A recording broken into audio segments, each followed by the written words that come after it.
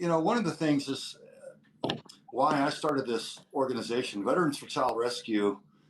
I founded to expose and combat child trafficking, and expose is the biggest thing that I could bring against this. So I've got a background in military, special operations, and federal law enforcement, and then film and television, and also high threat mobile security over in the war zones. And when I started learning how pervasive child trafficking is in the United States, I realized that it's that big because it has so much top cover. The American populace is apparently not allowed to know about it. So the news media is not covering this adequately. You'll see hundreds of rescues and recoveries by agencies like HSI, Homeland Security Investigations. They'll arrest like 200 child predators at a time and rescue 100 or more children, and it won't even hit the mainstream news. You'll just see a clip about it on the internet, and you can go and research the agency and find out all that happened. But why isn't it getting more coverage?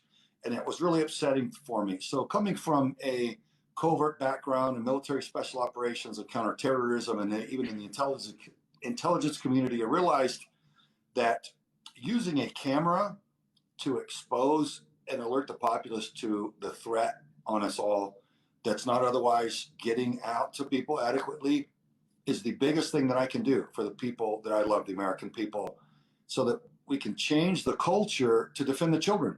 Because right now we've got an industrial scale crime, a horrific, abusive crime that's enjoying a lot of top cover due to the level of corruption. So here you got a busted up veteran just with a will to do what I can. And so I founded Veterans for Child Rescue, a 501c3 nonprofit organization, just to rally the funding so I could make the documentary Contraland, so we could bring to youth the factual evidence that nobody wanted you to know about, so we can all protect our children in this country and others. So that's really the genesis of it. That's what I've been doing now for 5 years. We've got Contraland out there. We've had active suppression and some really criminal countermeasures brought against us by big tech that quite frankly, I didn't think that they would do, because I thought that there was a lot more accountability than that. But I mean, we've had accounts deleted and GoFundMe campaign just completely turned off and refused, and they've tried seizing money for no reason, like PayPal. Oh, we're going to sit on your money for 6 months without reason, until we went viral on Twitter. That's back when I had 130,000 followers on Twitter. The hashtag PayPal or hashtag PedoPal campaign, everybody had my back, and everybody started deleting their PayPal accounts and just hammering PayPal, going, PedoPal, you're obstructing Sawman and for Child Rescue. And so they released our funds. So that's a lot of that was kind of a surprise that big tech was that far to the left and going to try to stop us from reaching the people. Go ahead, Tyler. Hey, I want to let you know we got to be careful around that word on this app. So we do apologize, TikTok. There you go. So but I want to take it back just a little bit. Craig, let's open this up with a prayer, since we got the chat off, and I appreciate you getting after it and everything, but let's start on the itinerary, because we got a lot of stuff to get through here. Yeah, let's do that, guys. Pray with us. God, we come in your name. The children are all yours, God.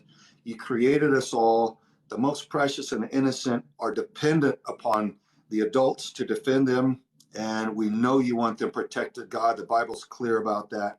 So we give you all the honor and the glory, God, and we appreciate you being with us as we try to carry out your will and protect the most precious and innocent, your children, God. And we just ask that you bless the mission, that you help amplify the word, and that the truth can overcome all the censorship and suppression and the hostile gatekeepers that would keep the people from knowing how to protect their children, God, and that this mission would be something that we're all proud of, and will just kick the living stuffings out of the bad guys and make a safer place for the children in the near future. In your name, of Jesus Christ of Nazareth, we pray. Amen. Amen. Amen. Awesome. That was great. Well, yeah. all right. All right, so this is a quote from a friend of mine. Her name is Titanium. It's by Oscar Wilde. He is a naval captain's wife. Experience is the hardest kind of teacher. It gives you the test first and the lesson afterward. Here Yeah. is a poem from Chief Tecumseh. I was requested to give this by a certain group, so I hope you can respect this. So live with your life that the fear of death can never enter your heart. Trouble no one about their religion. Respect others and their view, and demand that they respect yours. Love your life, protect your life. Beauty all things in your life. Seek to make your life long and its purpose in the service of your people. Prepare a noble death song for the day when you go over the great divide. Always give a word or a sign of salute when meeting or passing a friend, even a stranger. When in a lonely place, show respect to all people and grovel to none. When you arise in the morning, give thanks for the food and for the joy of living. If you see no reason for giving thanks, the fault lies only in yourself. Abuse no one and no thing, for abuse turns the wise ones to fools and robs the spirit of its vision.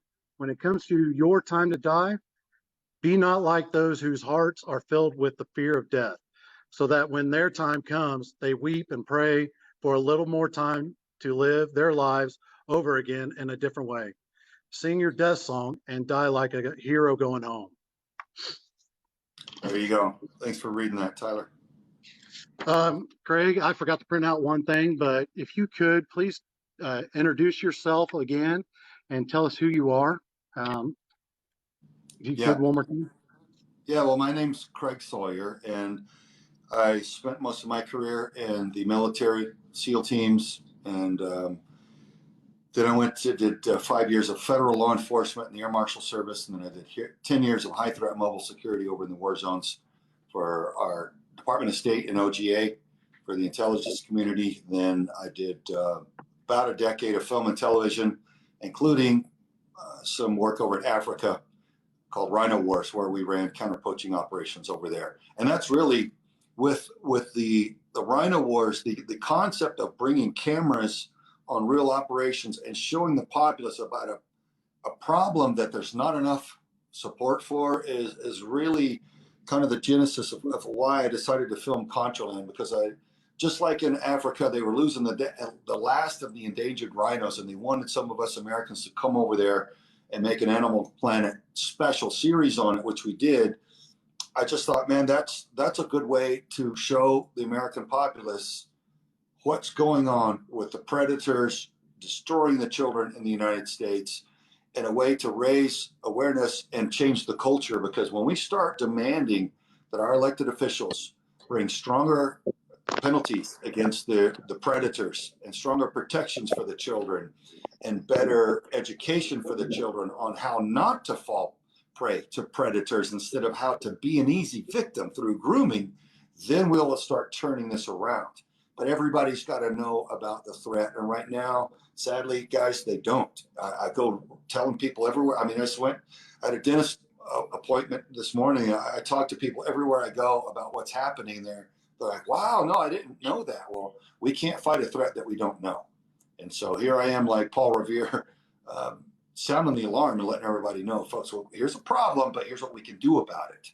So really alerting the populace is job one with Vets for Child Rescue. That's why we use cameras and media and documentaries and all this social media stuff, because we've got to get past those that don't want you to know what's happening. So that's really it. That's what we're up to. We also run joint operations with federal and local law enforcement, running raids and interdictions and sting operations and border operations against child traffickers and protecting the children. And we've got a 23 child predator arrests so far with a 100% conviction rate.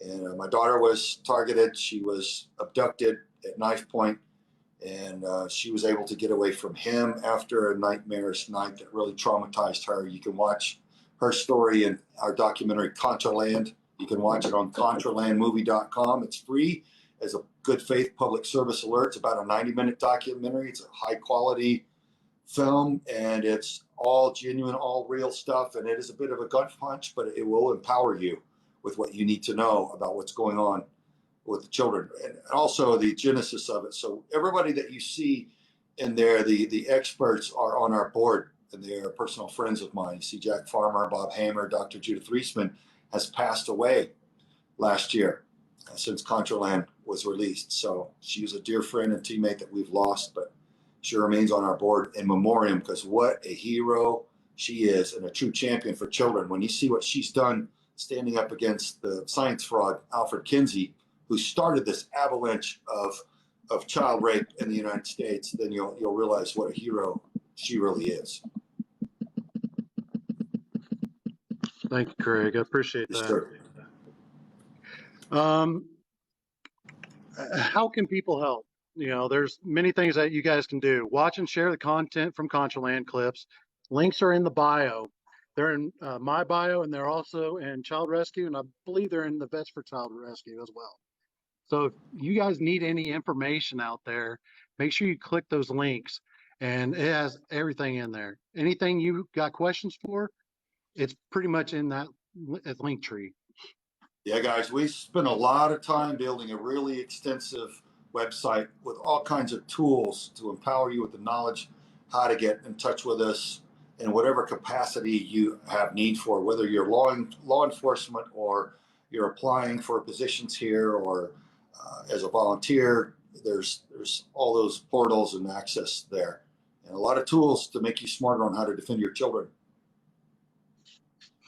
Mm-hmm. And we've got our Awesome. executive director on here, Forrest. Should I introduce Forrest yet, Tyler? Yes, or do you have yes, that slated for later? Please introduce Forrest. I screwed that one up. Hello, guys. Well, hey, one of the things that we are doing is we got a lot of things that are in the works. We're working on a radio show, a TV show, and a podcast. And so right now, that's one of our main focuses about alerting the populace. Additionally, from a volunteer perspective, we have brought on a new person that is handling our volunteer coordinating. And we're looking for some very specific talent pool. We get inquiries every day. I get emails, I get voicemails of people that want to help, and oftentimes they don't know what they can do. So we're going to be gathering very specific skill sets. Just to name a couple, we're looking for people that are videographers that can go at a moment's notice. We'll bring them on whatever adventure that we're doing, and they've got to be able to operate a camera. We're looking for some paralegals that can give us some help on legal stuff, because there's a lot of paperwork that we have to do. So those are some examples. So keep an eye out for those, for some specific skill sets that you can help us with outside of volunteering, spreading the word, and helping us at our events. Yeah, man. Thanks, Forrest. Yeah, the TV show is something different than we've ever done. We've got a documentary series that we're going to do too, which is going to be some pretty hard-hitting information. And the TV show is going to be more mainstream. It's going to be a live studio audience, sit down like Dr. Phil or Dr. Oz style studio TV show. So I'll have a female co-host, and I think you guys will be excited about who she is when we're ready to settle that and announce that. But we're going to start filming that pretty soon. So that's something different than we've ever done, just because a different demographic to reach a lot of the housewives that will never otherwise see this, and just people that want to tune into that type of format and have a chat about what's going on with the kids and what can we do about it, man. So that'll be interesting for me. Yes, it will. Is there anything else you guys want to get out there? Any type of messages that you want to tell to the public and get out there?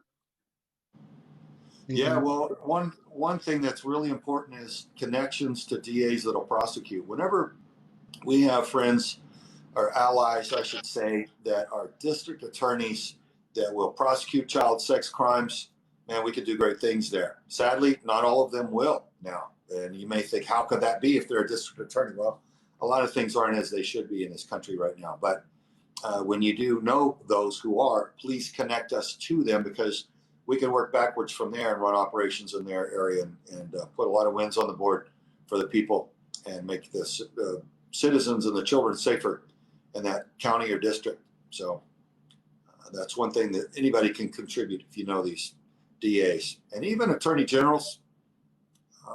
Those are great connections as well. Awesome. Do you got anything you'd like to say there for us? Yeah, I keep muting myself.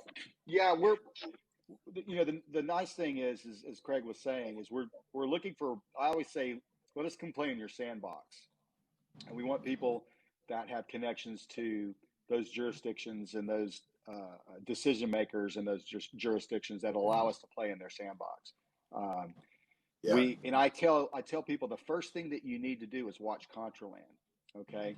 And then the second thing you need to do is have a conversation with our team and understand what our game plan is. We have various game plans that Craig has put together. And they do it safely, they do it quietly. That's the whole idea, is to get as many wins on the board as safely and as quietly as can be. So I think that's something important to understand. I've had a lot of conversations with a lot of folks in that area, and a wall will go up and I'll say, well, have you seen Contraland yet? No, I haven't. Well, watch that. Let's have this conversation. And once we have that conversation, once they see Contraland, now we can have a conversation about how we can help them. Because a lot of times when you look at what's going on in that space where people are being arrested for example, for prostitution, they're prosecuting it based upon what their perception is. What they don't take in consideration is a lot of these kids, a lot of these boys and girls are indentured, and they don't know, they don't understand it. And so we help them kind of get over that moray that's been established in their area, and then we help them go get some wins. Yeah, and we've got to have that private conversation with the law enforcement agencies as well to let them know the assets and the horsepower that we actually have, because we don't advertise what all we can do publicly for operational security. So it's really imperative that they take that first step of having that meeting so they can learn, because they're always surprised at what we can do as a nonprofit organization. As an NGO, they're not used to NGOs bringing in the level of horsepower and assets that we have from the intelligence community, from spec ops community, to help them do things in their county that they weren't previously able to do. So it's good. Together we are what we can't be alone, law enforcement and NGO. So awesome. That was really good. Hey, can we get the comments turned back on? If anybody does want to support us, they're more than welcome to do it anytime. But we're here pretty soon. We're about to bring in the guests. You guys can send it if you want. So make sure you guys bring it in. I have special guests if they are in here. Mayfly 67, Hellbent Londini, N22 Londini, Pegasus Ops, Newell Boyce, Detective Diddy, Titanium, Patriot Mama, Sin Texan. If you guys are in here, or if there's any other creators that would love to get in. Craig, we got Mandy that's ready to come in. If there's any creators that want to come in, and larger creators that want to come in and talk, we're welcome to do so. All right, Craig, we got someone requesting to come in. Right on. So I've got to let him in, yeah? Yep.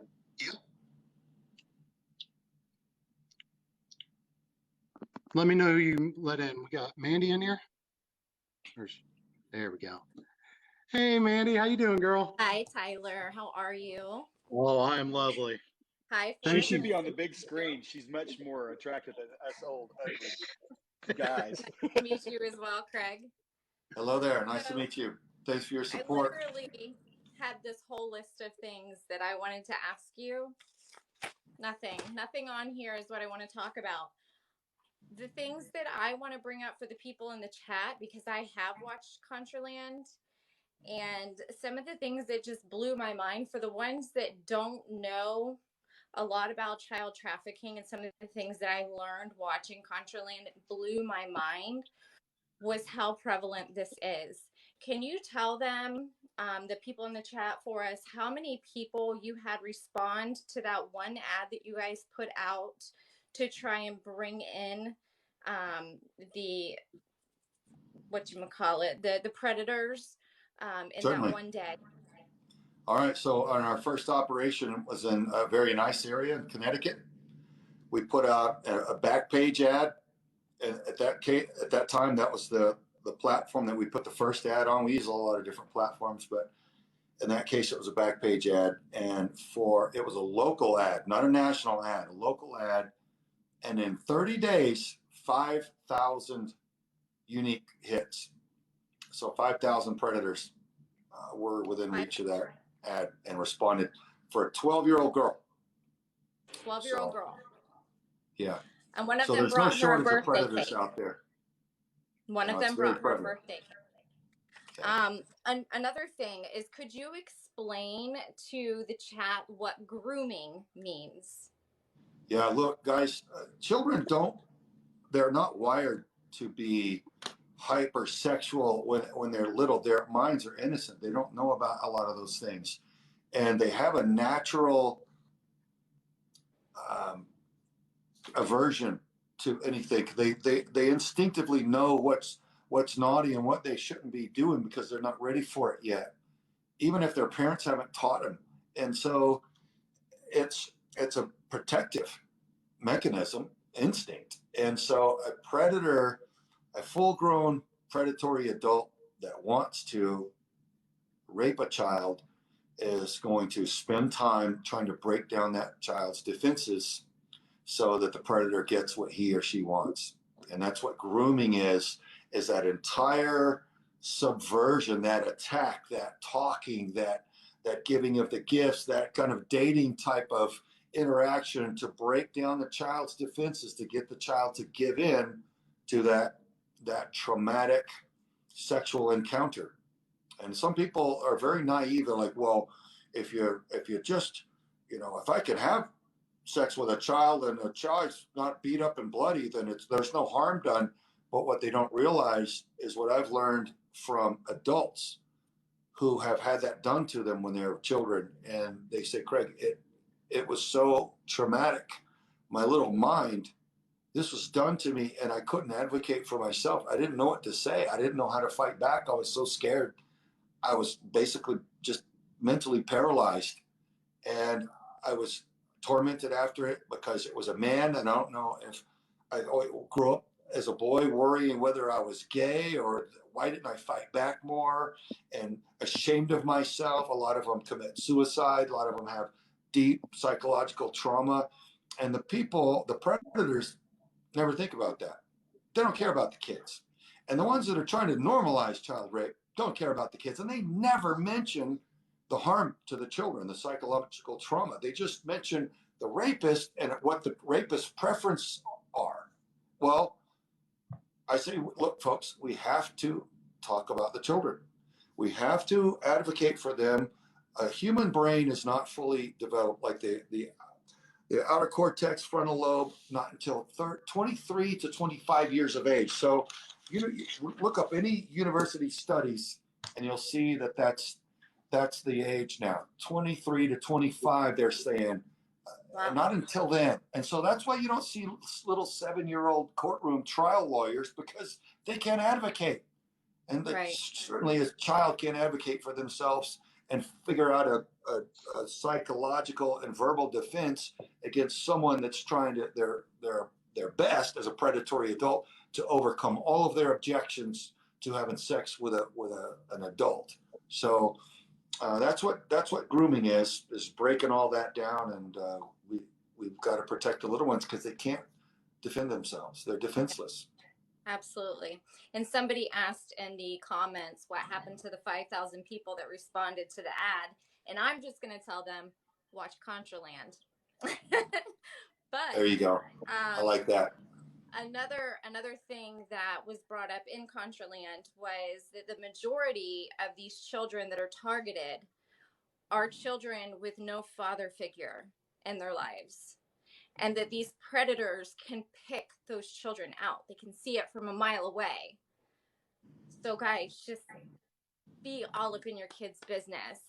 Seriously, be in their business. Show them the love, the sport. Get off your phones. Get in their faces. Be with them. Okay? Man, isn't that true? Amen to that. Seriously. Because look, Bob Hamer from the FBI, he arrested a lot of these predators. And he said, man, he just wasn't seeing these predators going after the children with a strong father presence in the home.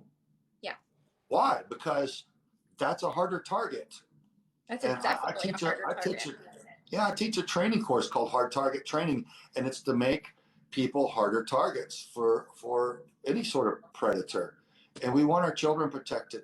And it's sad that there's so much separation and divorce in our society now. But if you're a single mom, please just realize you got to do your best. To bless you for it, but be hyper vigilant and watch after your children, and realize that predators will see your child as a softer target than they would one who has a strong father presence. And so just really try not to leave them unattended ever. Absolutely. Well, that's all I wanted to bring up. I just want to urge every single one of you guys in here to please go watch that show. Do what you can to try and help this organization out. I've been working with Tyler. I really want to do everything that I can. My husband has already sent you guys an email. He's ex-law enforcement, and he is wanting to bang down doors, whatever he can. Yeah. I'm ready to Right meet on. him. Like, sign me up. Let's do this. Seriously. We're in Florida. We want to know how we can help here. But I'm going to hop out of the box to let other people get in here, guys. Thank you. It was nice to meet you. God bless you. Thanks for coming on. You brought good points. I appreciate that. Thank you so much, Mandy. I appreciate you. Thank you, Mandy. All right. All right, bring the next victim in. Oh, this is so. This is actually this person. I think if it's her, she is one of my good friends, and she has helped me out tremendously this week. She was my glue to keep me together. Well, we appreciate that. How do I go? We all need a little extra glue from time to time to keep us together. I think you got to activate your camera. Maybe. So hit the two-person, then hit the camera button, Titanium. Where's the camera button? It's to the right of your name. Once you hit the two people thing, the multi-guest. Hit the multi-guest, it'll pop up. And then to the right, you'll see the middle one's a camera. No. Well, you can, if you want to, exit the box and try it again.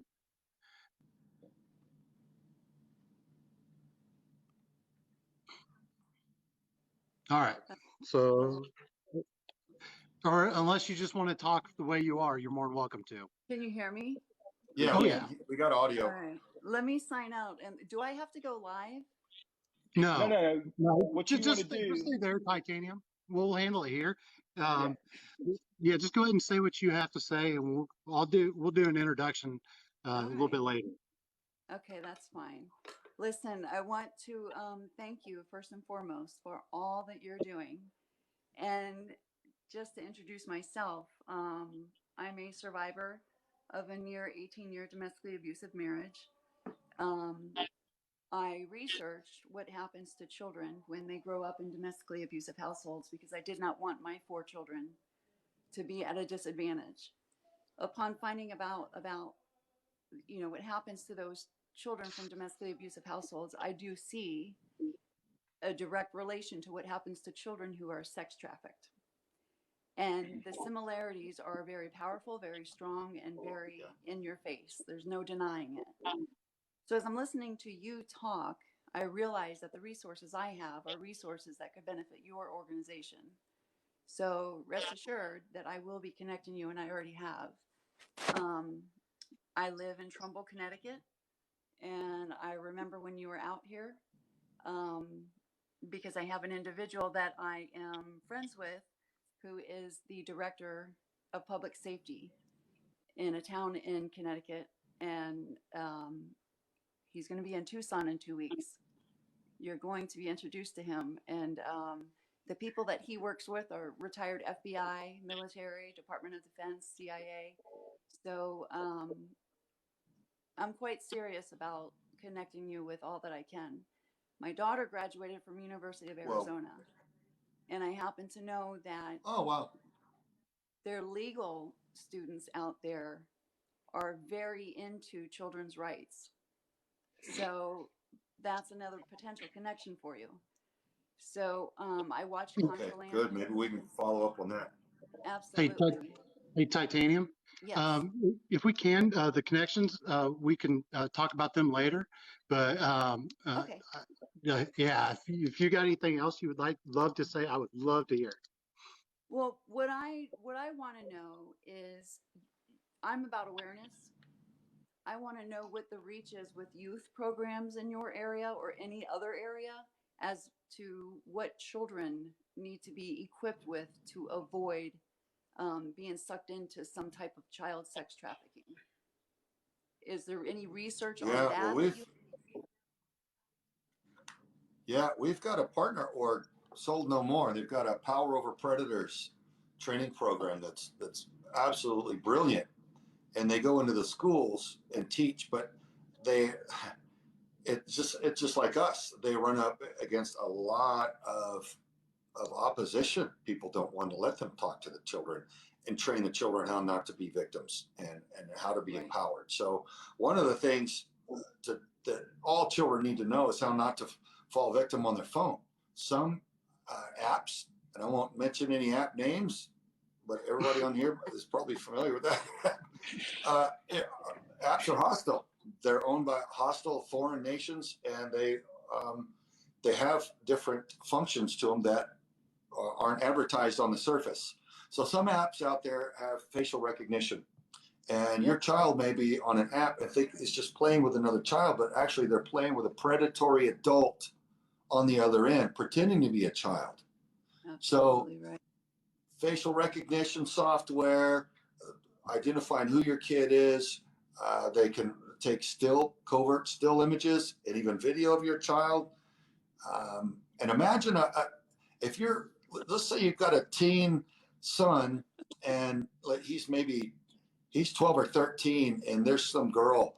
He thinks it's a girl. She's new to the school. Oh, yeah. She's like, "Oh, I saw you at school, and you're so nice. Well, blah blah. Be my friend, my guide. I'm so scared." And maybe he's a gentleman. He's trying to help her. And then after days or weeks, she's like, "Well, I think I really care for you. You're my boyfriend. Here's some pictures of me, some revealing pictures. Isn't that cool? This is how much I love you." And maybe she asks him to do the same. Show me a little something. And if he does, the creepy predatory man that he's really talking to is probably sending that out to the universe on the internet, making money for it from other predators and talking him into other worse acts, and showing him more and getting video. And he could say, hey, the predator can say to the boy, if you don't show me more, I'm gonna send this to your parents, or I'm gonna send this to your whole school. And maybe the boy kills himself. Maybe the boy, who knows what happens. So this happens all the time. And then also geolocating. Yeah, so it can put a ping on a map of where your child is, and your child just the whole time thinks they're playing a game with another child. But a predator can literally find your child on the playground, or at the park, or walking home from the bus stop, or going out to take the mail out or do the garbage. So smart devices, folks, really, really get in there, understand what apps your child is using, what apps are problematic. Go to v4cr.org, and we've got a list of problematic and potentially dangerous apps, and just kind of dig in there and find out who your child is dealing with, make sure they're okay. Invade their privacy enough to make sure they survive until they're 18, right? One of those apps, one of those games that's a biggie. was the Pokemon game. Do you remember that? You had to go out and find the Pokemon. I remember it. Yeah, Yeah. I think that may have been one of them. Pokemon Go. What I have found in my volunteer work, when I work for a dual crisis center, or volunteer rather, domestic violence and sexual assault. So when I went to the youth program place, they're very into making the children aware of what's out there. So I just thought if you had any literature that could, I'm sure your website, but a lot of these children, especially in Chicago, South Side, they don't have cell phones, they don't have access to technology. But if there was any literature that maybe a youth center could print out for these children, do you have anything specific for such places? We've got flyers and different types of information, but I think that's a good point, is to maybe create something specifically for the kids that can be printed out by volunteers locally, rather than us shipping stuff to a volunteer that's going to go to events and deal with the adults on how to safeguard the children, in underprivileged areas where children may not have, or the kids may not have so much electronics. I could see where that'd be probably a good idea. So we'd be happy to look at that. Well, let me know if I can help. Find a way forward. I travel from Connecticut to Chicago, and I've not been to Southside Chicago, but I've been to CCAC, which is Chicago Children Advocacy Center, and that's part of NCA, which is National Children's Alliance, and they would be very receptive, because some of those kids are trafficked by their parents. One of the things we're working on, we are actually redesigning some of our brochures, and we're breaking them into sections.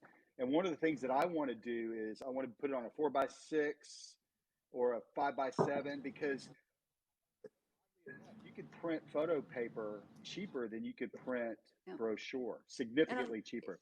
And so, somebody like me too, I would print it out myself in my area and just go, you know what I mean? So all you have to do is have it on your website. I'll print it out.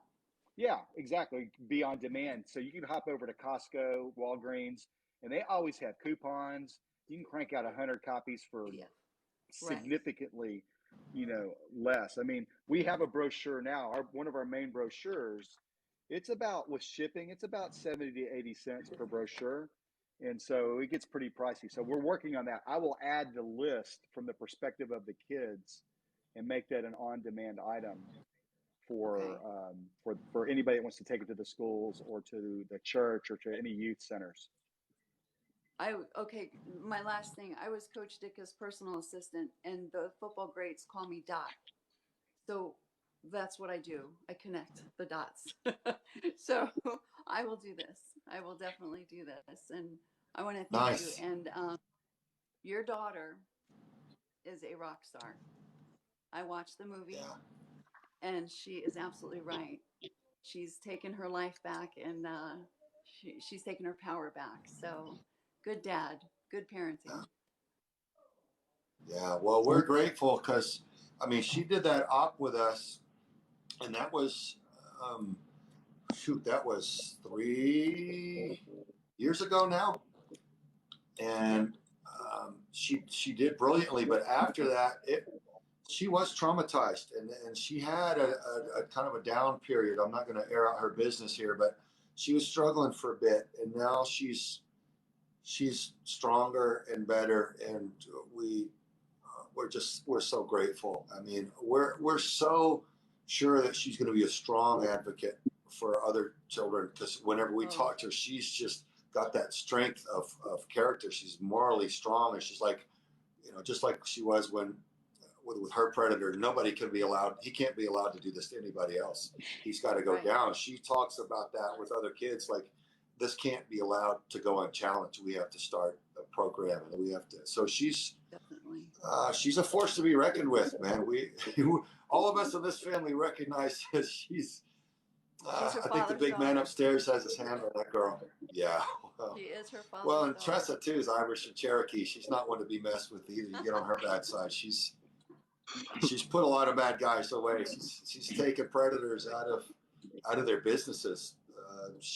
In fact, there was a predatory dentist here that ran a dental spa in Tucson, and he was hitting on his staff, and he was hitting on his clients, and he was doing things that were unclean with a lot of infections. He wasn't changing his gloves enough. He was just doing some things that were wrong. Even some creepy stuff with his daughter. So Tressa started just putting together a case on him, and she was working for him at the time and part-time, and she brought such a case and evidence against that guy that he not only leave his business, he left the state of Arizona, and he changed his name. So now he's in Northern California trying to prey on other people under a different name.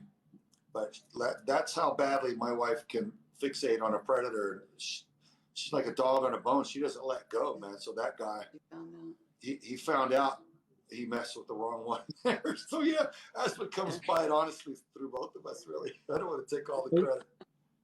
Newell, I got you, buddy. Hey, Newell, can you send in a request when you're ready?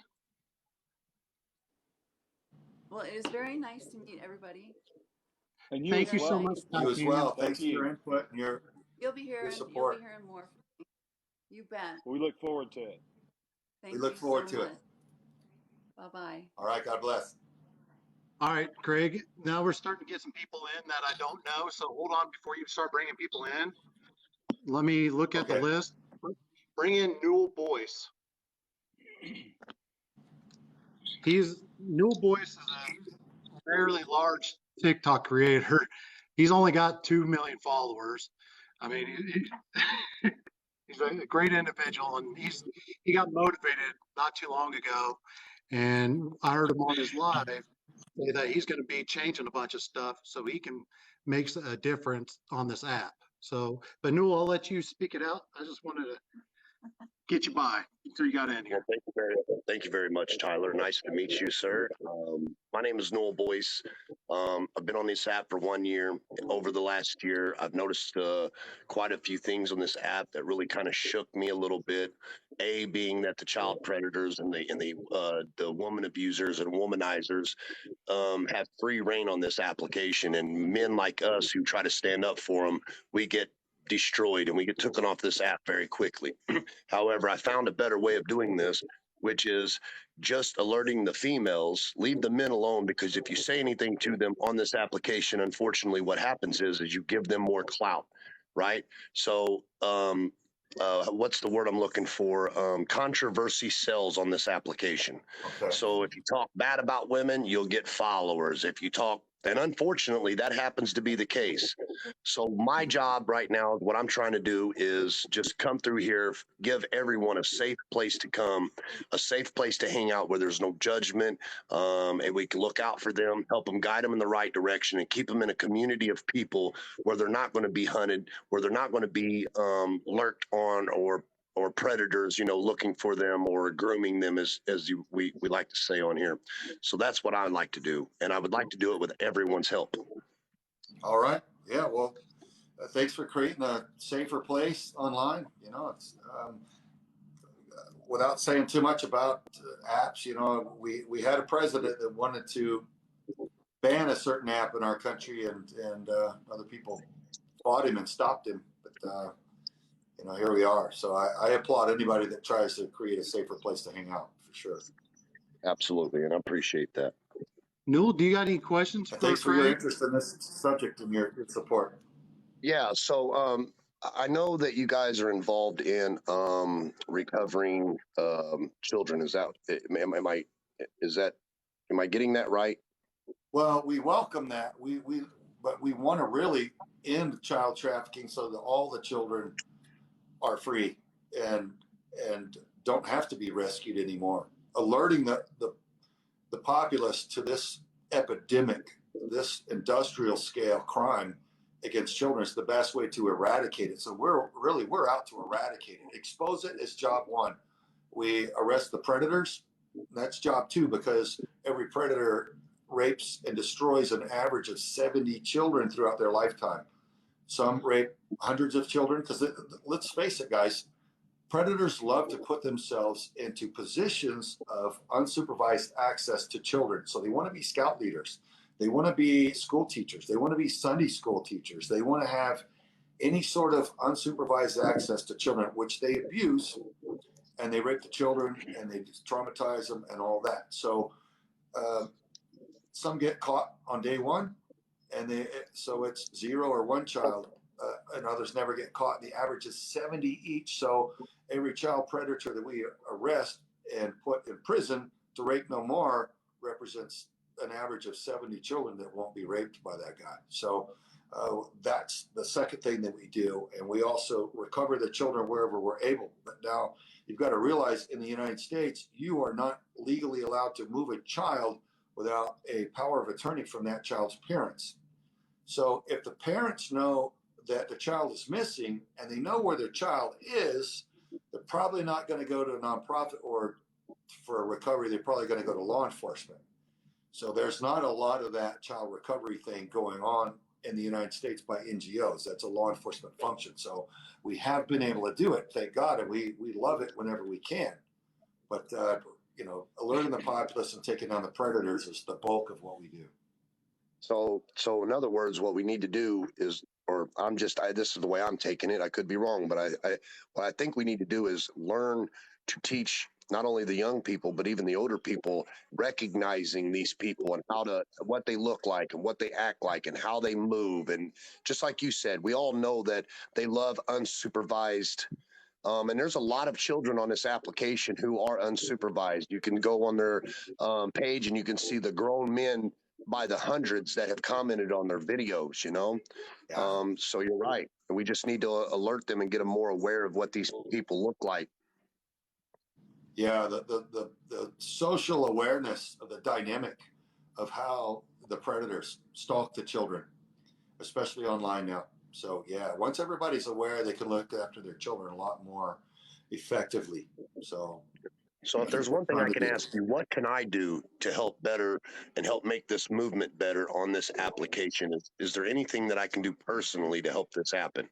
Oh man, with the reach that you've got, brother, you could share a lot of the short little videos. We've got a lot of little smart how-to videos and heads up kind of videos that are less than 60 seconds that we can put up on any social media app. And it's quick because we all have short attention span on social media, and it's quick things that people can just watch and learn and go, okay, I didn't know that. That's really cool. I can handle something a little bit more intelligently now or more effectively, sharing that out and just letting people know about Contraland. Contraland is an empowering documentary, man. Everybody needs to know about it. And if they watch that, you can blast that out, encourage people to research child trafficking, what's going on. Our website, v4cr.org, man, we've got just tools there on how to safeguard your children and, apps that are harmful, and so much there that's just really, really helpful to the people. So just getting all that out through your platform would be fantastic, man. That's what I'll do then, sir. I'll utilize this platform and I'll work closely with you guys. Tyler, I know he's in my live every day. And I'm making a very aggressive approach to this right now because I have to do it in a manner that it's not going to get me kicked off the platform. Yeah. But I also want to do it in a very intelligent manner so that I'm bringing awareness to every single person, because it's not just women, folks. Let's be honest. There is men out there that are abused. There's young little boys that are being trafficked. So when I say domestic violence, this is a blanket across every woman, across every child, across every young man out there. We got to do better at keeping an eye on them. This thing that we call a cell phone that we have in our face all day long, if we would just take a minute out of our day and look away from the cell phone and check those children in the front yard. Look across the street, see what those kids are doing. Keep an eye on your neighbors, see what they're doing, because you never know who it is. We got to be a little bit more on top of this stuff, you guys, as a whole, as a human beings. It is our God-given responsibility to keep an eye on his children and these children on this planet. So let's do a little bit better at it, folks. So Yeah, I'm man. down, sir. Yeah, there are a lot of ways to fight for your country, and this is one. Yes, literally absolutely. using your phone to alert the populace to something that's enjoying a lot of top cover, that's kept very, very secret, is a way to fight. It's a war over information, is exactly what it is. And this is how we can fight that. We need to inform each other on the nature of the threat. And you got to remember, there's a bigger power out there too, ladies and gentlemen, that is trying to keep this from happening. It isn't people like me and you. That we're talking about higher up folks out there that get paid off of this kind of stuff, you know. And I know a lot of you guys don't want to believe it. I don't do politics, so I'm not going to get into it. Just know that this isn't an easy fight, but if we just lay down and take it and let it happen, then what are we really doing with ourselves in this world, you guys? Honestly.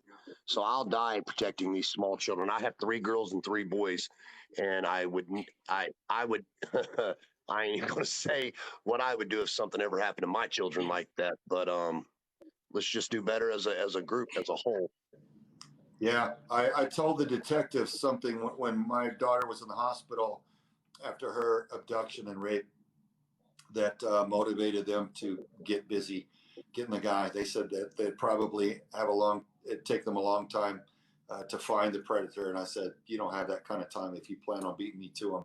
And they looked at my wife, and my wife's like, yeah. And they said, excuse us. So they went outside for about 20 minutes, and they came back inside. And then they called me by my name, Mr. Sawyer. We're going to make this our first predator. They got him. They said, give us X number of days. I forget what it was, but they got him just within like 2 or 3 days. They got him pretty quickly. And man, I was grateful. But there's a rage that goes through a father when your little ones are hunted, man. That's the worst thing. That's the worst part of evil, man. You know, I was a counter-terrorist operator, and right now the children are being terrorized in our country to a greater degree than adults have been terrorized anywhere else. I mean, this is terrorism is happening right here. What goes on in a child's mind, man, that the trauma that they suffer, what they go through shouldn't happen anywhere, let alone here in the U.S. of A. And it's long-lasting. Newell, this is Forrest. If you stay in contact with us through Tyler, when we roll out our TV show and podcast, there's a lot of topics we're going to be touching upon, and that's going to be the penalty phase, the legal system, the aftercare. There's a lot of other things that I think people think that once we catch the bad guy, that the problem is solved. There are so many other attributes that society needs to be aware of, because you've got guys that are getting sentences that are very long, and they'll serve 15 months and they're out, and nobody knows this, and nobody's holding the legal system accountable. And so I think as we develop the podcast and the radio show and the TV show, if you could help us promote that we'd be very grateful. Man, I would be honored to help you promote that. Like I said, I've got kids, and I would never in a million years. I'm like the man here. I'm sorry. What's your name again? Sawyer? Forrest. Yep. He's Craig. Yeah, okay. So I'm like him. You definitely better find somebody, because if not, everybody's paying the price. Because this is my life right here, man. And I know I was abused as a child, and I have no worries of telling people this. I was abused as a child, sexually and physically, and I know what kind of. Luckily for me, I was strong enough to get older and realize that it wasn't my fault and that I was able to move on. But that's not the case for everyone, you guys. So it's very important that we move very aggressively on this. I am down, Sawyer. I'm very down to help promote anything you guys got to do. Right on. Only thing is, here's my only issue. My only problem is that anything that I share, I have a hard time sharing things to my profile because I'm monetized, right? And one thing I refuse to do is get paid by TikTok to promote someone else's tragedies. I just don't feel right in my heart by that. So I'll still do it, but I want you to understand this, that they are going to pay me for them videos to be on my profile. Well, that's okay. Look, we need reach. So. Well, I just wanted to let you know that, because I want you to know I don't want to make nothing off of this. Make a donation to the org.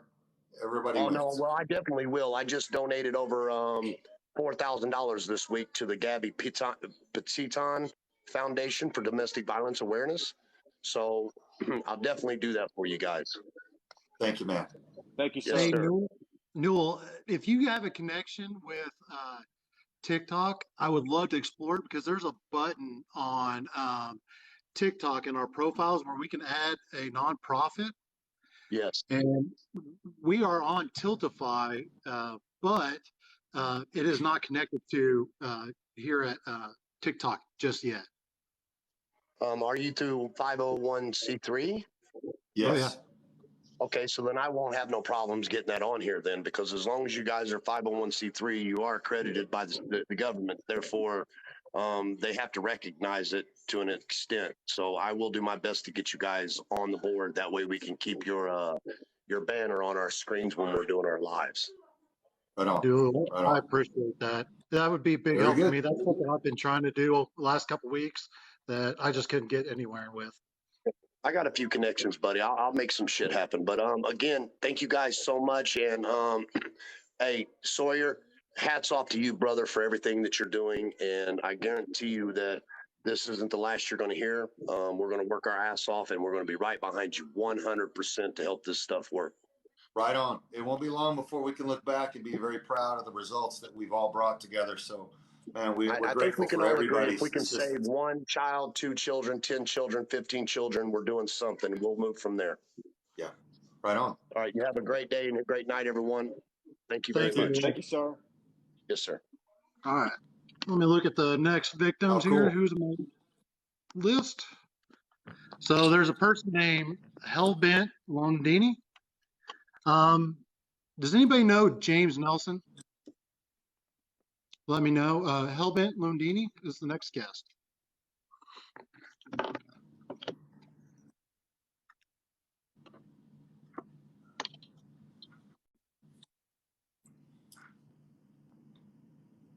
Trying to Boom. see now. Hello. Oh, it didn't turn my camera on. Hold on. This thing. Craig, this is Hellbent Londini. She lives in, I believe, Arizona somewhere, or I don't Okay. know. Yes. But she's a super fan. This is her image. It's a little different, but she has some things that she would love to say to you. Yeah, I think Okay. I live a little north and east of you, out here in the middle of the desert. I'm about 80 miles from the Mexican border and about 40 miles from the New Mexico border. So that tells you Okay. about where I'm at. All right. And first of all, I just want to thank you for your service to our country, your sacrifices, your families during your service to our country. You've had an amazing career. We owe you so much. And then your ongoing efforts to protect citizens and with the organization. Love your guys' work. You guys have my support 100%. I will do everything I can with my platform while I'm bringing it out of hibernation due to my medical issues and stuff. It's been dormant. You guys have my absolute support. You guys are standing for the things that I do most with my platform. I work a lot with veterans in crisis and, of course, children, amongst other things. I'm super excited. I'm absolutely honored to be any small part of this. You've got anything you need from me, 100%. And I'll use my platform and encourage my followers to do the same. Okay. Well, we appreciate your support, man. It's a widespread problem, and really, this is a chance for everybody to do something. You know, so many people say, Craig, I wish I had a chance to be a hero. I wish I would have served in the military. I'm like, man, we need people to step up now more than any other time in my life. I've never seen such a problem with our people under attack here in the homeland, and especially the children right now. So this is a chance.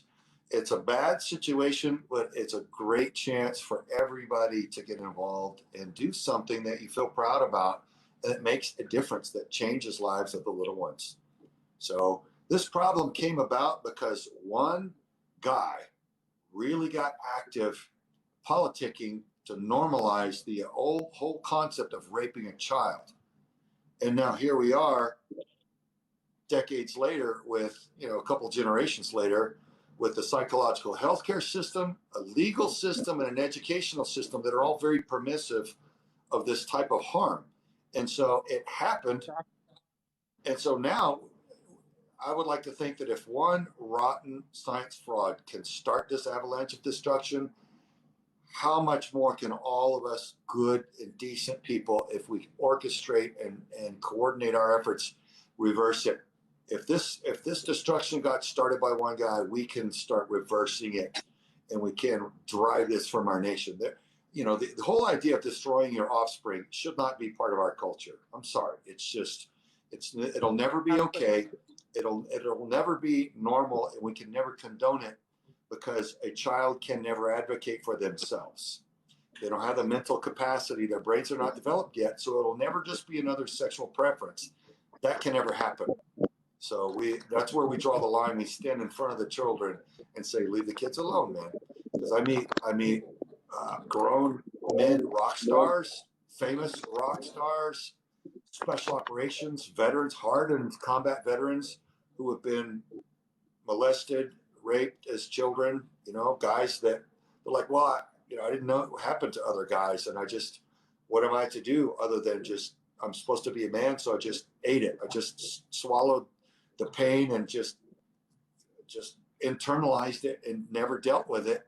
I'm living the rest of my life, but it's good, Craig, to see that you're doing something, and it's good to know I'm not the only one. So a lot of these guys, man, it's a pretty powerful impact on me hearing these guys pour out what they went through. I feel terrible for them, but it just even strengthens my resolve to keep fighting. That I'm on the bullseye, and this is something we all need to fight on. And so it's confirmation, guys, that this is what we need to do. So thank you. Thank you. You guys are amazing. You know, living in Southern Arizona, until watching your documentary, even with the work I've done, I was a member of search and rescue here for a long time. I was actually a coordinator for this county. So for search and rescue, and when I saw you in the plane with the sheriff, that I've actually went to assist in his county before, and the washes and the layup areas that are shown on the documentary, I've actually been to those. But we were searching for a person, and never clicking in my mind that, well, this is where the kids are coming across too. And in the county I live in, which is up above there, we have an inordinate amount of people found in the desert, young people that are no longer with us, that nobody knows anything about. Nobody's ever seen them. They never figure out where they came from, why they're just found out in the desert. And then it all started clicking to me. I'm like, wow, how have I missed that long? Yeah. And so again, you have my full support. And I would just like to say, in watching the comments in the live, guys, I know everyone's very passionate about this and involves our children and very heated, and we all have our own ideas about what should happen to these people, but please try to keep it clean and respectful in the comments. And also, this is an issue, guys, just like my lives that I do, that none of the issues that divide people. Well, I'm sorry. that's all right. We'll worry about that later. It's okay. Yeah. Well, I just wanted people to understand that the things that divide us all, issues that we all have different opinions on, none of those matter. One thing we can all do is come together as one to fight this issue. Yeah, we've all been children, and none of us wanted to be tortured or raped when we were a toddler or a child. Right, absolutely. It's such a no-brainer. This is one thing. Issue. Agreed. This is definitely one thing that should unite us all, regardless of our opinions on any other topic. That's a good I thank you for your time, sir. Yes, ma'am. Yeah. You guys have a great evening. Thank you as well. Thanks for coming on. Nice to meet you. We'll talk to you later. I'm sorry. I just couldn't hear you. It didn't come in. Anything I can do for you guys, I'm here. 100%. All right. I'm honored to be a part of it. Thank you. Thank you. God bless out there. Thank you, Alban. You're welcome. The box never lets me out. You're gonna have to yeet me. So I don't know why. There's an X right in the top corner of hers. Yeah. There we go. All right. Oop. It's like a video game. Next guest is actually a surprise guest. She was a survivor, or we like to call them warriors now, is Joy.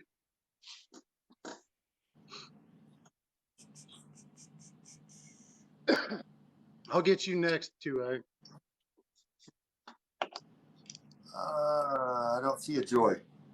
Do I? You don't see a Joy? Oh, like elusive Joy. I'm sorry. Says it's like a blue and red picture. There we go. Yeah. She's I'm just should be curious. here now. Hello. Hello. How are you guys doing? We're grateful to get the word out to a lot of people. You know, so many of the social media platforms are just so much censorship, and it's hard to get the reach out. I want to just great. Thank you guys for doing this. I wish you guys were around when I was a child. So yeah, people don't realize the scars it actually puts on you. Not just while, yeah, it happens to you as a child, but still, I'm like 32 and I still deal with the trauma, the PTSD. If somebody, like, I don't trust men. Still, I've had bad relationships because I don't trust men. If I look at I didn't have a dad growing up, and when I look at a dad and playing with his little girl, I immediately think, oh shoot. So and still that trust, that, like, thank you for being the voice for little kids, because that's the worst feeling as a little child, not having a voice. And I actually did try to tell my mom, and every time I was 3 years old when her brother molested me, and I tried to tell her, and all she did was she beat the living shit out of me and said to me, don't speak about what you don't know. But what parents need to realize, if a little child comes to you and say anything in that direction, listen. What the hell will they know about that in the first place? Right. Listen. And it wasn't just him. There was a bunch of them. And she also, like when I was 16, I got raped. I actually got pregnant. I lost the baby, and she wasn't there to protect me. So I need people to protect their kids. The kids didn't ask to be there in the first place. And it's your job as a parent to look after your kids and to look at the signs. And there is actual signs that says your child doesn't have to actually tell you that something happened to them. But if you pay actually attention to your child, not say, oh, I'm too busy, or like I don't have time, or like sit down and like talk to your child. They'll actually tell you. And if they don't tell you, they will tell you something maybe about a friend in their class that might be going through this. Because in schools nowadays, kids talk to each other. Kids also feel comfortable with a certain friend. So they'll be like, yeah, she said her daddy hurts her. Like, listen, investigate. Don't just go accuse, but listen. So I can't say thank you enough for like giving kids their voices back. Like, it means a lot to me. And yeah. I'm sorry for what you were put through, and you know, only thing I can do is, once I started learning how bad this was just find the most powerful solution for it that I could and fight for all I'm worth. So I dedicated my life to this now. So this is what I do. The stories tear at me. They do. And it's my motivation. Yeah. You know? I mean, I had a loving family. Thank God. I had a loving mother and father, and I thought that was normal. I wanted that for everybody, but I thought everybody had that. Hey, our dogs go crazy. They're at war with coyotes. So that's what all that madness was. So, oh man, where was I even? We grew up in an environment where we thought it was normal to have a loving household. And with the, you know, and like Bob Hamer said, with the father in the home, it's such a deterrent to predators. I think, you know, it's such a hard task raising children, and to do it alone, man. I have so much respect for people that have to do it alone. And if we can bring better tools and a better society, you know, better protections for children, better education for single parents so that they can protect their children better, it'll be good. Maybe we can help avoid a lot of this kind of dynamic. So many people are so naive. and they don't look after their children, and they will never suspect their brother or the Yeah. uncle or whatever. And then, you know, tragically, they'll lash out sometimes if the child is trying to warn them, I'm being hurt. And it's such a painful thought to the mother or whatever that they just lash out at the child out of instinct rather than think, might she be telling me the truth? Or the little boy, might they be telling me the truth? And don't I need to intervene Exactly. and make them safe? They're terrible stories. Those are the ones that tear at me because the child doesn't understand. No, all you know is to say like it hurts, and like you going to your mom. Like I was a little girl going to her, asking her like it hurts. Like why is it like trying to make sense of what's happening just to get like beaten on. Like you don't understand as a child. You don't understand what is happening to you. Your brain is not there. So for something like that to happen, you need to listen and like just be there. That's all. You just need to listen to your child or look at their reactions. There is actually a lot of science. I went into a little bit of psychology into kids, especially with that, because I've got 4 boys, and oh hell, I will end up in jail if anything like this happens to my kids. I will, oh geez. You just want to Yeah. like protect them, and especially with my background, I don't want my kids to go through that. It's not like okay, it happened and then it's over, and it sits with you. It literally sits with you, and that trauma and like it I've dealt with most of it, and I'm still dealing with it. Like it's not gonna just go away, but Yeah. I've survived it, and I've realized I could only start speaking about it when I realized none of that was my fault. I was the victim, and I'm not going to allow them to still have power over me, because for me, they're just useless people that hurts kids, and they're not worth my anxiety. And I'm still dealing through it, but I'm getting there and I'm stronger. And I'm not going to give them that, like, okay, well, I broke, like, no. Like, Yeah. so, yeah. Yeah. Well, Forrest, maybe that's something we can move on and have the staff create some content about listening to your little ones, man. Like when your kids Yes. come to you with that, for crying out loud, listen and consider what they're telling you, because there's a reason. You know, children don't Yes. make up Kids stories don't about just sexual make, molestation. yes. Um, Yes. so I think there's a whole campaign on national education that can be done on that. But whew, I tell you what, well, my wife is no longer hiding what happened to her when she was a kid. So with her, and I want to share this so that everybody understands the effects, the psychological effects are lifelong. In her neighborhood, there was a couple, a husband and wife, that had their own children that babysit all the everybody on that street whenever they're at work or whatever, until they would get home after school. They would have this couple babysit their children. Well, the man was raping the girls and I think the boys. And so my wife, to this day, certain movements or smells or sounds trigger, and it Or takes her just back a there. look. She's that tiny little Just a girl in look. that moment again, and it's terrible. And you know, it's You're terrified. difficult for me. It's like walking around in a minefield. I'm not complaining. It breaks my heart, you know. But I didn't before she really revealed to me the depth of her trauma. It was just, you know, I thought my wife was a cool chick and she was a great friend and we had fun dating and all that kind of stuff. And sometimes I would trip across a landmine.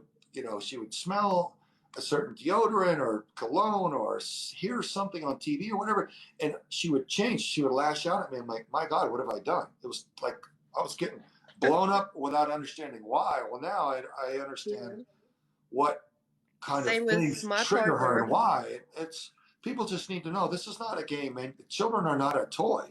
You don't get to do that with them. You can't sell them. You can't abuse them. And we have to change our culture to defend them. That's how it has to be. So Yeah. I My appreciate you partner sharing as that. well. He it's not just the sexual abuse, it's the actual abuse from my mother as well. She beat the living anyway. And then certain things still, like if she said, okay, do this, or if she start getting up, you better jump up and do whatever. Otherwise, she's going to literally take anything and beat you with it. So my partner, it's actually been worse the last month, the PTSD. So I would literally just snap at him. Like I'll be so irritated and angry, but I'm feeling so anxious.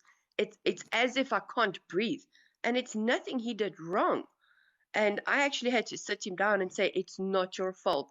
I'm still dealing with that. If he says something in a way she usually said it, I get like anxious and I can't handle that feeling, and then I get like snapping at him. So, and he's still dealing with it with me. So it's not just me going through it, it's him as well. He doesn't understand, like, what the hell now?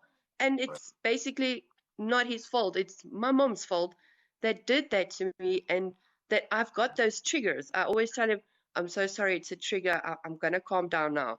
And then he knows. So yeah, it's definitely a lifelong thing. Man, we've seen miraculous recovery through equine therapy with our daughter. Man, in fact, we're just finishing up a video about our partner org, Rancho Milagro, and their work with trauma victims with the horses. Miraculous stuff, man. And I don't know if you've got access to something like that wherever you are. And I think, but if it's the quality of the people South Africa. that are running it, yeah. So yeah, you guys got to protect your cattle pretty well from wildlife, don't you? But yeah, anyway, there is help out there, and you know, a lot of times will you let really Tyler back in the box? Oh, I need to think let he's Tyler back in? Yes. Where on Tyler? I think he's way at the bottom.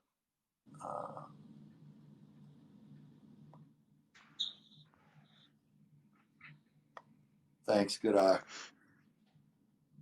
Oh no, somebody in the comments said. I didn't see. Okay, but I'm gonna give somebody else a chance in the box. Thank you for accepting me into the box, and I appreciate what you guys do. I really, I can't express that enough. Thank you. Yes, ma'am. Well, and thank you. We appreciate you sharing that powerful stuff. Everybody needs to know, Thank man. you, guys. So Thank you, Yeah. Joy. I appreciate it. And I'm glad you had the power to come in here.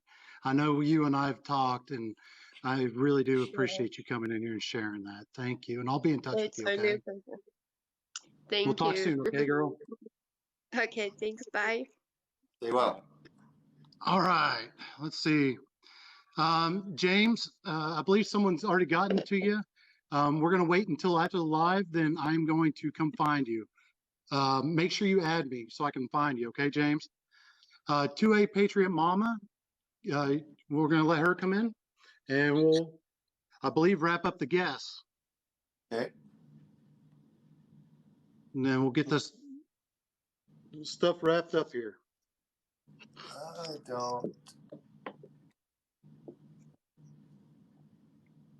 don't see that one in the guest room, Tyler.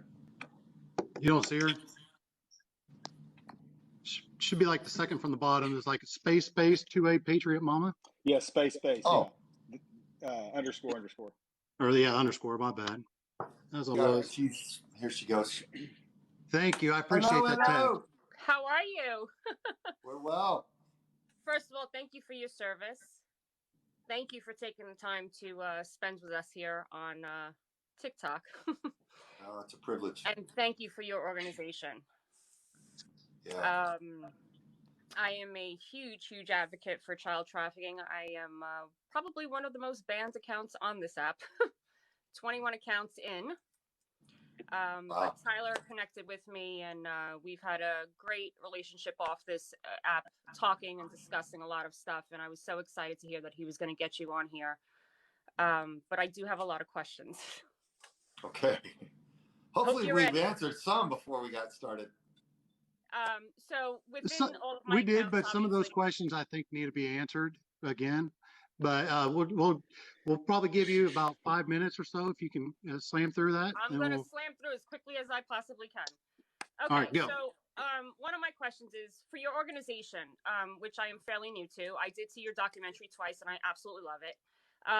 Is your organization open to creating like field offices in different states across the country where volunteers can come and get hands-on training and learn how to spread awareness? Survivors can have group meetings. Professionals that work with children can also get training on how to look for signs and how to report and handle situations. We're open to it, but it's a matter of legality. So Forrest, that's kind of his lane, and we've looked at doing that in the past, and there were legal hoops that we weren't prepared to jump through yet, as far as having state like offices and things like that across the country. So we do have a lot of training that we're putting together, but it's mobile training where everybody can get online and get training through their mobile apps or their mobile devices, and get empowered that way.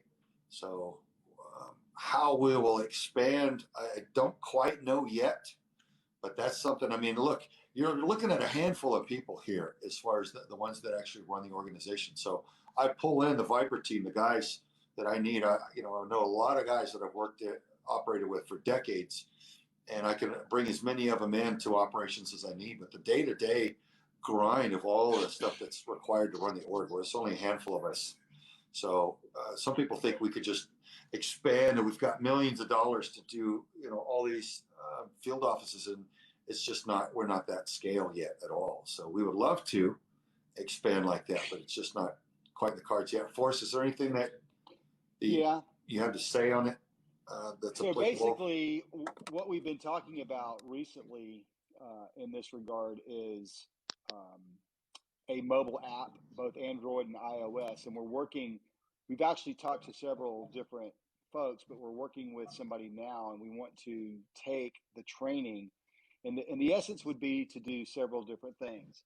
First of all, we want to go to the corporate level. There are various industries, and I'm going to use the emergency room as an example, where somebody walks in and they don't pass the smell test. The healthcare industry, they see stuff. They don't know what to do with that. And we say the phrase, see something, say something, but that's, to me, can also be a very dangerous phrase, because people need to be trained on what to observe, how to organize that information, and what to do with that information. Okay, to say there are a lot of cases where people get into people's business, and they make the situation worse for themselves and for those people. So you take various industries we want to do that with. We want to do it with kids. We want to teach the kids in the same manner through an app. We want to teach the parents. We want to teach society. So a mobile app is a better forum, because what would happen then is you would have different, let's say you watch a 5 or 6 minute video, then you would take a test. Then you watch another one, and then you would take a test. So you would learn at a pace that would be easily understandable for whoever the user is. So that's the direction we're heading in. But like Craig says, we're a small, we don't have a huge staff. We try to spend our money very wisely, and certainly would offline happy to talk to you this further, and maybe there's some resources that we can pull together to do that. I've got plenty of ideas. I'm a great ideas person, but I need doers. I need people that say, hey, I had this idea. This is the way I think it looks like. And then you could take that and say, not only am I going to do it, but I'm going to make it better. Okay. I'm looking for people smarter than me. And we've got Samantha online now too. Oh, Samantha online? Yeah, we got Samantha coming on board. Oh. Yeah, Samantha's going to be handling a lot of that kind of stuff. Yeah, that's we have a new great. Volunteer coordinator, and she is working with as a military liaison volunteer coordinator, and she's putting together. We're starting out on the East Coast because that's where she's located. We're wanting to replicate those efforts, and we're going to start there initially and pick different areas to do that in. But like I said, it's if there were 48 hours in the day, it still wouldn't be enough. No. I'm happy you touched on, like, as far as the funds and stuff, there's I do a lot of awareness, that you guys can't operate without the funds. People need to donate. So with that, I don't think a lot of people understand, like, what is the average cost of a mission to rescue a child? Yeah. Well, if you just think about the cost of travel and lodging, if you want to bring 10 or 15 people together from all around the country to one location, what does airfare cost? What does hotels and rental cars cost? Or if they drive all that way with fuel now, what's that cost? I mean, even if they're volunteering, it's just, you know, and if we're going to film it to the degree that it's a level of quality where you're capturing the right stuff the right way with the right equipment, the audio and the video that can be edited and put into a quality documentary that anybody will watch, that can have an impact, then you're going to have to pay for professionals.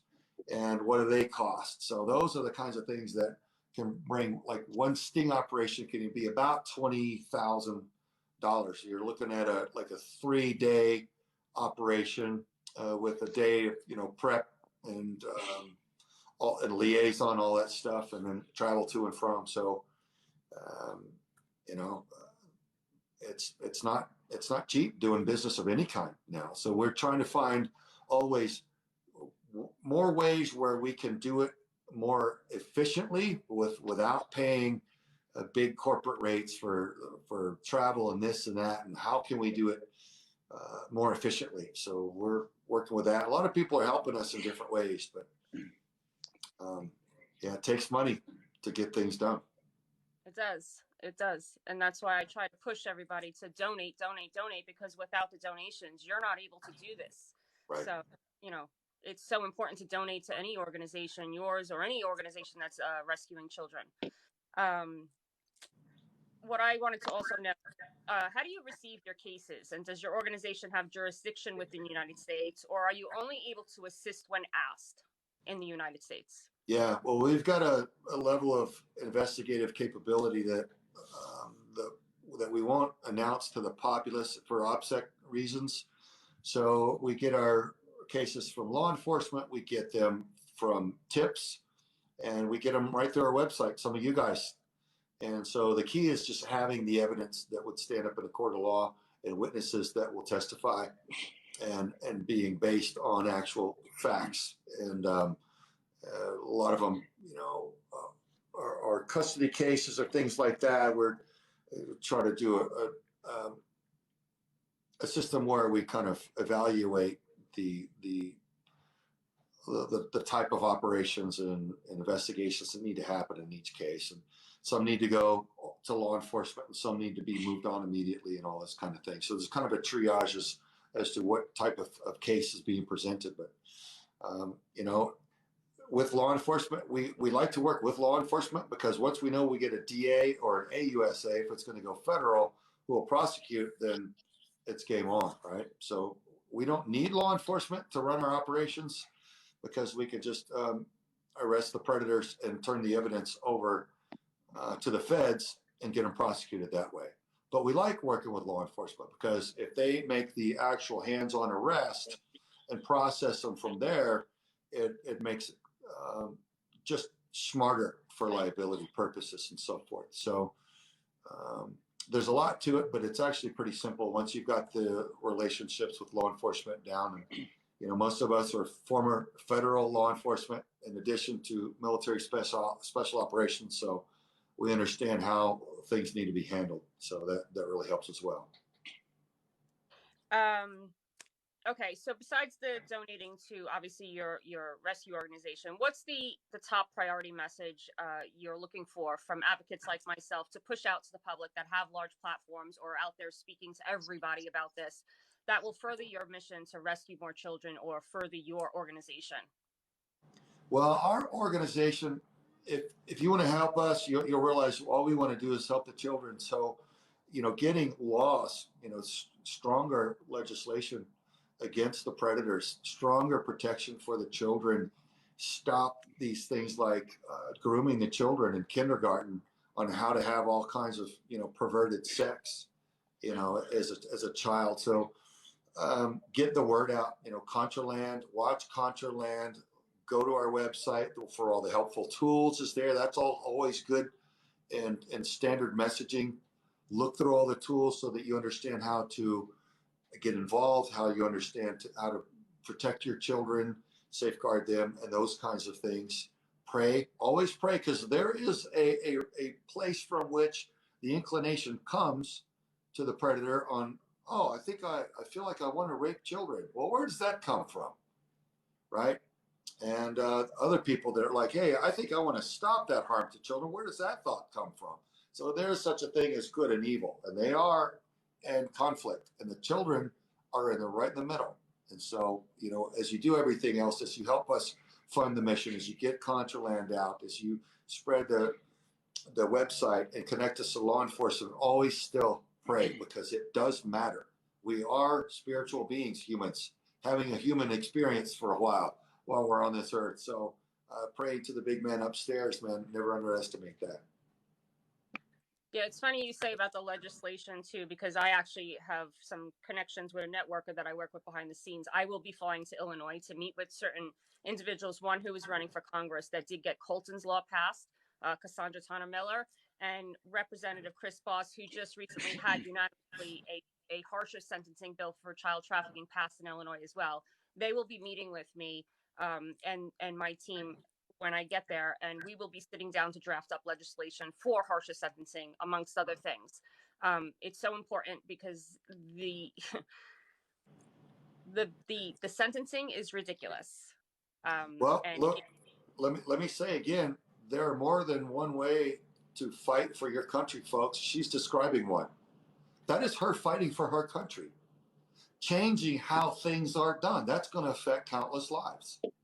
That's what we can do, if only we will. So I applaud your effort. Those are the kinds of things not only available to us, but those are the kinds of things that our founding fathers tasked us with doing. It's our responsibility as citizens in a free country here, in a constitutional republic where we can assert ourselves and have our will be carried out by our elected officials.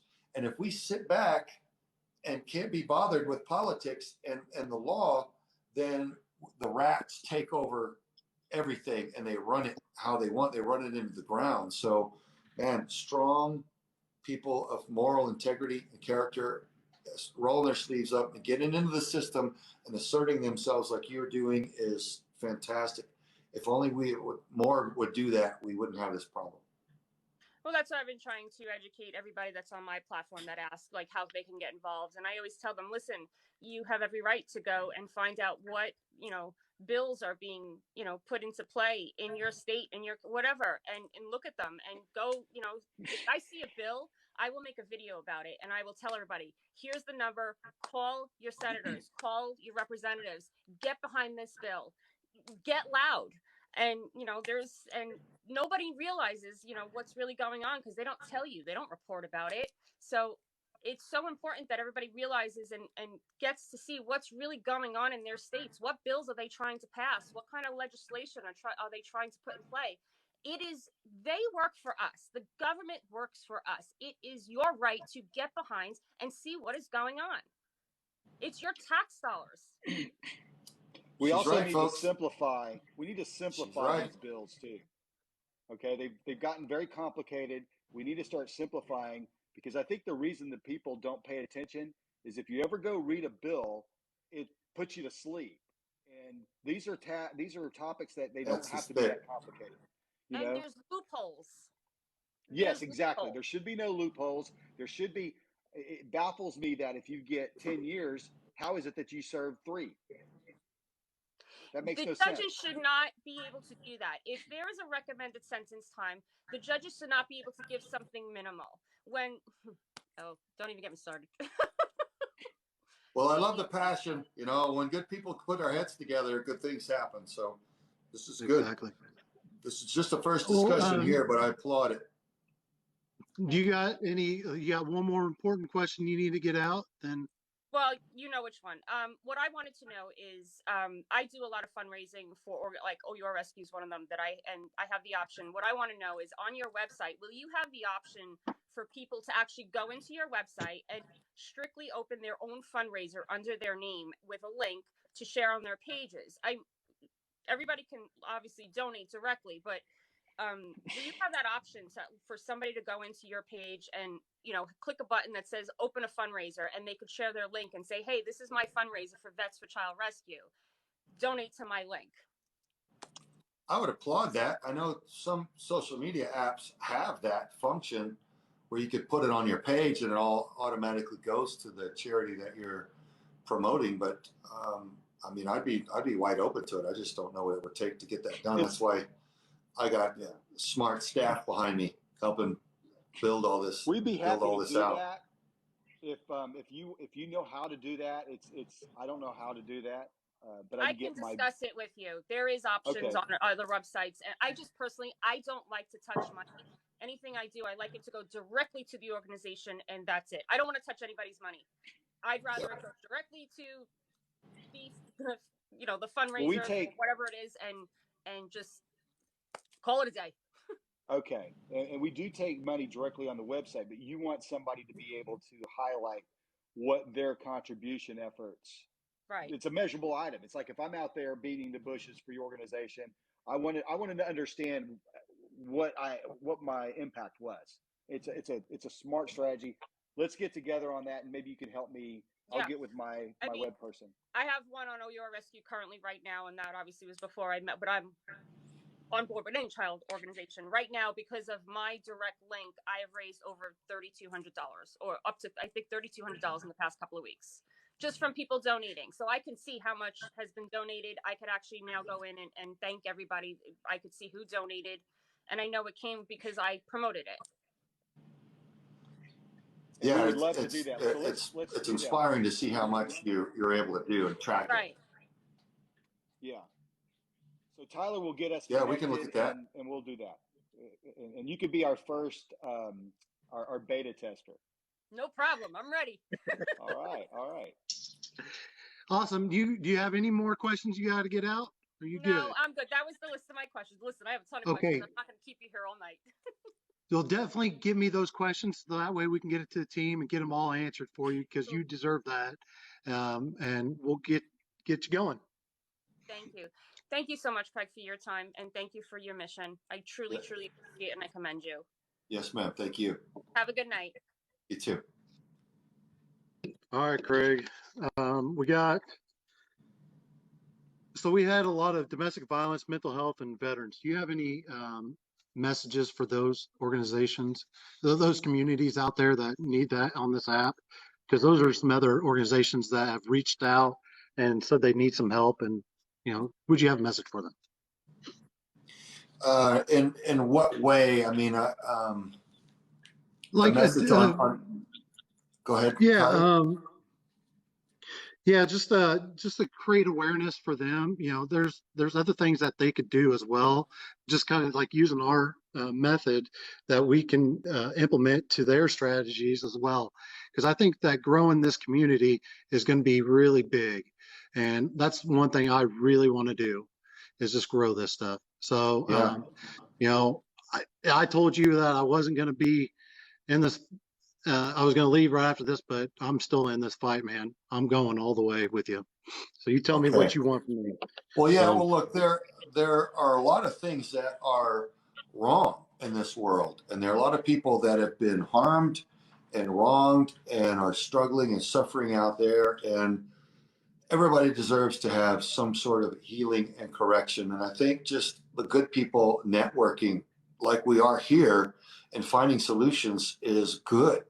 And is it worthy to help veterans who have been used and abused and forgotten and kind of abandoned to some degree? Yeah, you know, a lot of people need help, and I'm all about that. And I think what we're learning to do against the child trafficking, some of the techniques and the networking can be utilized to help veterans and anybody else that's really finds themselves in a needy position where there's a wrong that can be corrected if only people will unite and find an effective solution. Then I would applaud that sharing those lessons learned on how we're networking and how we're bringing awareness and solutions to those in need. So Well, Saul, I'm noticing a lot of law enforcement, big influencers from them coming in.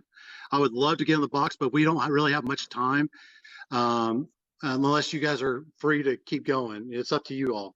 Well, look, let me say this about the law enforcement. Folks, in a lawless society, everybody loses. It is an attack on every one of us, leaving politics out of it. It's an attack on every American to attack our law enforcement or our firefighters or our military or our border defense. Folks, those things are meant to defend you and me.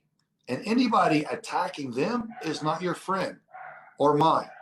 So I think, some people kind of learned a lesson on backing off of our law enforcement and leaving them alone because we all clearly need them. And I want to yell at my dogs to be quiet, but I think it'd be so loud in the speaker, blow people's eardrums out. Well, it's fine. But look, our law enforcement, as are our military and others, they're our brothers and uncles and fathers and friends. They didn't parachute onto planet Earth from some other planet, and they're a different type of human being. They put on a uniform and they put on body armor. They kiss their wife goodbye, not know if they're coming home or not.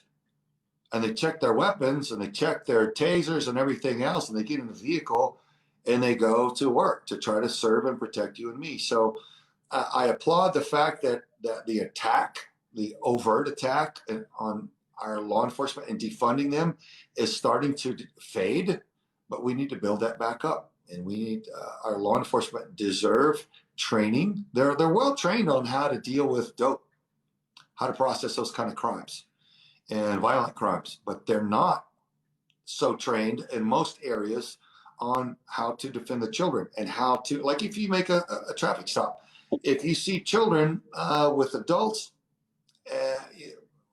are they trained on whether or not to size that up and make an assessment as to whether or not those children might be being trafficked and how to separate them and question the adults and the children and to see if their stories match or if these children might be in harm's way being trafficked right there in what looks like a family vehicle, and how to report it, how to process it if they find that. Law enforcement have confided in me like, hey, Craig, we stop an 18-wheeler full of dope. We know how to process that. That's old hat. That's routine. But if there's children in there too, man, we may not be so well versed on that. And there are people that need to be there to interview the children, and they may need medical help. You may need interpreters. You may need a psychologist that can interview those children to find out where they came from and what their situation is and where they need to go, rather than just pushed back over the border or into whatever the standard system is. So anyway, law enforcement deserve and should have funding and expectation and training on protecting the children being trafficked in addition to the other crimes. So that's something that needs to happen. And, a lot of law enforcement have children. And like I said, we've all been children. So it's not in their hearts to help the children. Our system isn't set up for it. And so we, the citizen, are the ones that drive the politicians to stroke the pen and send the grants and the funding to the law enforcement so that they can be pulled out of the lineup and given a little bit more training on that and support to make those type of arrests and prosecutions. So that's one way that we can get behind our law enforcement, support them as they serve and protect us out there and make our children more safe. Awesome. I appreciate that, Saul. So do you have anything else that you would like to get off your chest before both of y'all, before we start wrapping this up? I think I've pretty much said everything I need to say, other than, man, this is a cause that whether or not everybody recognizes it, it affects you and me because we're not getting what we vote for. So many of our elected officials of every kind are compromised. They're on video having sex with children. And so therefore, they're beholden to whoever holds that video over them, not you and me. So that's why we don't get what we're voting for. That's why things don't work right. anymore. It's not that there's such incompetence and people are ruining our national security and ruining our economy on accident. It's because they're compromised. They're working for hostiles because they're on video, or there's other evidence on them doing the unthinkable with children in too many cases. That's the dynamic we need to know, and we need to start getting these people out of there. We need to start putting people back in elected official positions who are men and women of sound moral and ethical integrity, who aren't so easy to compromise and blackmail, because they're not going to be all strung out on hookers and blow and on video doing God knows what with children, right? Morality does actually matter, and especially in positions of leadership. Exactly. Awesome. Forrest, do you got anything? Yeah, I've been watching the comments. A couple of things, house cleaning. You can see our movie, our documentary at contralandmovie.com. And we also have merch on our website. So you can go to our website and get some merch. I've seen a lot of comments on that. We are rolling, like I said, we're in the final stages of contract. Here, I got mine on too, and my hat, and you as well. We're in the final stages on contract for our live TV program, our TV show, our radio show and podcast. So we've got some things that we're working out. Stay tuned for that. And what I also tell people all the time, my friends and family members, I am banging on them to watch Contraland. Have a watch party, okay? Invite some friends, let your kids have a watch party, make some popcorn, take a picture of it, and pop it out on our Facebook page. Say, hey, we had a watch party. We want to see these things so we can comment on it. And once they do that, what happens is it'll become, right now it's a one-dimensional topic. Oh yeah, I know child trafficking exists. This gives it more dimensions of how prevalent it is just around you. And once you watch it, you're going to start looking at the world completely differently. You're going to start looking at kids. You're going to look at people differently. You're going to make eye contact and say, okay, what am I observing here? So those are the things that I would offer out to the folks that are watching today. I appreciate that. And just to touch the topic a little bit about the Contraland movie, one thing that I'm thinking about doing here maybe in a couple hours when I get freed up, I will go live on the Child Rescue account and I will play Contraland. And so if any of you all that is here and want to grab some popcorn and watch it with me, I'll sit there and watch it with y'all. You know, I've watched it probably 50 times right now, getting this account going. But you know what? I'll watch it one more, and I love it. It fuels me up every time. If I need fire, that's what the movie I go to. You know, I used to watch a different movie, but now it's Contraland. Thank you, brother. No, thank you. I got to finish out some stuff. One more thing. We went live with our Discord today. So those of you that want to join it, please do join it. It's going to be through our link. I don't know if it's set up yet or not. I have to check. I didn't look before I got on here. But if it's not set up, I'll make sure we get it rolling out tomorrow. And in this Discord, it's going to be a community.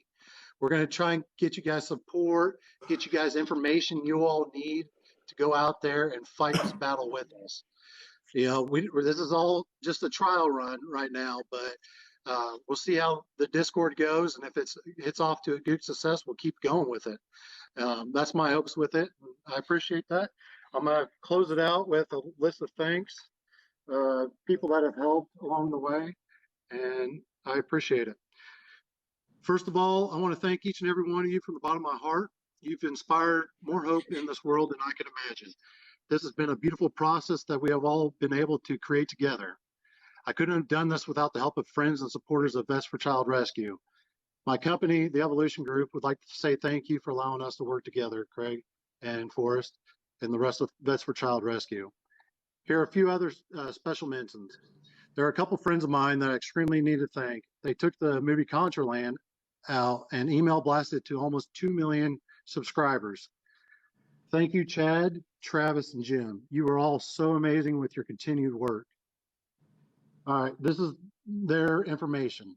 Brand Avalanche Media has been happy to help get the word out through their websites and newsletters that include gunsandgadgetsdaily.com, freedomslodge.com, popularoutdoorsman.com, currenthomesteading.com, popularedc.com, and they're planning on launching another site soon.